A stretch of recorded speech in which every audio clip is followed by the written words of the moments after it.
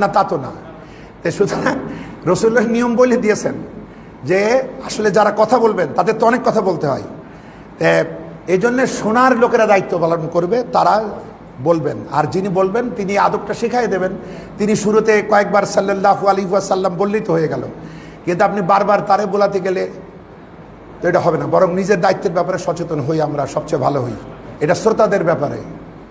জি, আমরা উপস্থিত হতে পারলাম, এজন্য আমরা পড়ি আলহামদুলিল্লাহ। এরকম একটি পবিত্র সময়ে আপনাদের সম্মানিত সুপ্রিয় আমার দিনী ভাই জনাব রফিকুল ইসলাম সাহেব,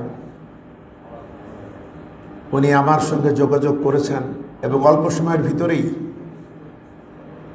আমিও